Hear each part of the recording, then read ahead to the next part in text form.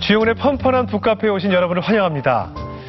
17, 18, 그때 생각나세요? 가장 빛나는 시기이기도 하지만 또 가장 혼란스러운 시기이기도 하죠. 이때 누구를 만나고 또 어떤 경험을 하느냐가 인생에 큰 영향을 미치기도 하는데요. 오늘은 청소년 시기 10대들의 이야기를 해보려고 합니다. 부족해도 괜찮아. 이 책을 쓰신 이재욱 목사님이 오늘의 주인공이신데요. 오랫동안 10대들의 멘토이자 또 친구로 청소년 사역을 해온 분이시죠. 이재욱 목사님을 만나보시겠습니다.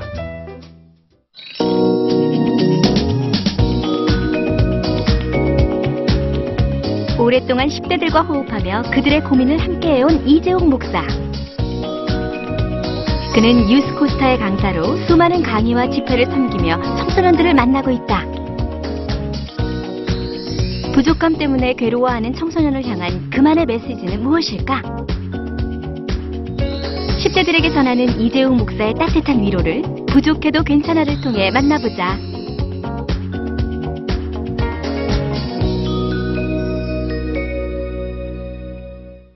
이재욱 목사님을 모시겠습니다. 어서 나오시죠. 안녕하세요. 반갑습니다. 반갑습니다. 반갑습니다. 잘 계시죠? 그동안 오랜 시간 동안 청소년들을 위해서 사역을 해오신 걸로 들었습니다. 이번에 이 청소년 영성개발서라는 부제가 붙은 부족해도 괜찮아라는 책을 쓰셨는데요. 어떤 의미로 이 책에 무엇을 담고 싶으셨나요?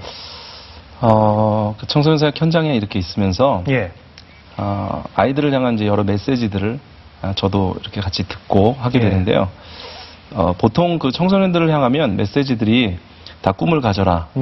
지금은 부족하지만 나중에 크게 될 수 있다. 지금 연약하지만 더 크게 쓰임받을 수 있다. 이런 쪽으로 이제 초점이 맞춰지는 걸 많이 봤습니다. 근데 이제 시간이 흐르고 청년들이 되었을 때, 청년이 되고 또 장년이 되었을 때 그 아이들 보면서 사실 세상에 크게 될 수 있는 사람은 소수거든요.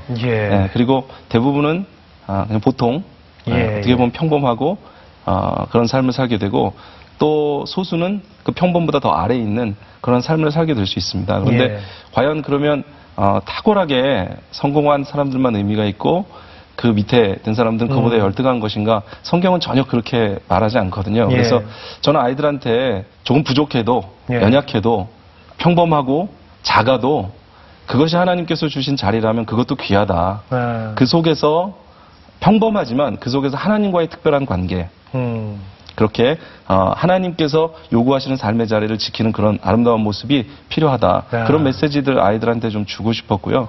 그래서 이 책을 쓰게 됐습니다. 그 맞는 말씀인 것 같아요. 그 청소년 시절에 사춘기 때 왜 우리 집은 이렇게 부족한 게 많을까? 왜 나에겐 이렇게 없는 것이 많을까? 뭐 이런 불만을 많이 갖게 되거든요.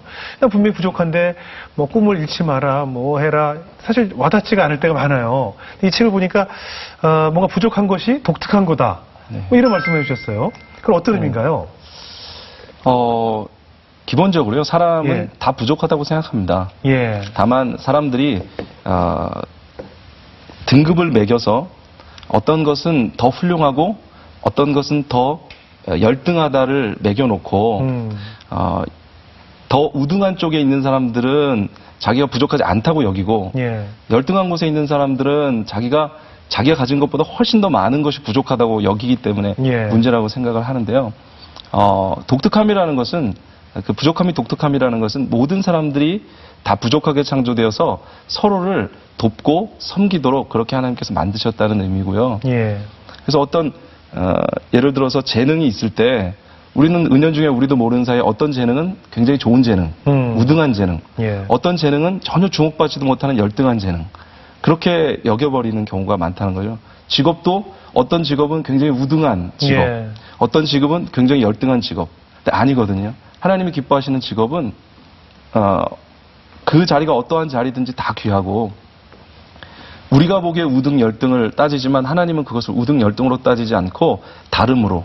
예. 그래서 어떤 사람은 많은 사람들한테 더 많은 영향을 끼칠 수 있는 일을 하지만 어떤 사람은 작은 자리에서 자기에게 주어진 또 그 귀들의 귀한 사명을 감당해가는 이 다름이라는 거죠. 그렇죠. 그러니까 저는 지금 말씀을 듣다 보니까 청소년 영성 개발서인데 사실 이게 청소년들이 들어야 될 얘기가 아니라 엄마 아빠들이 들어야 될 얘기인 것 같아요. 왜냐하면 엄마 아빠들이 이렇게 강요하잖아요. 저는 공부도 하나의 재능이라고 생각하고 살아왔거든요. 근데 공부에 재능이 없는 사람도 있는데 다 똑같이 공부를 잘하라고 하니까 공부를 못하게 되면 나는 이 세상에 가치가 없는 것이 아닌가 이런 생각이 들 때가 많이 있거든요. 부모님들이 들으셔야 될 것 같아요.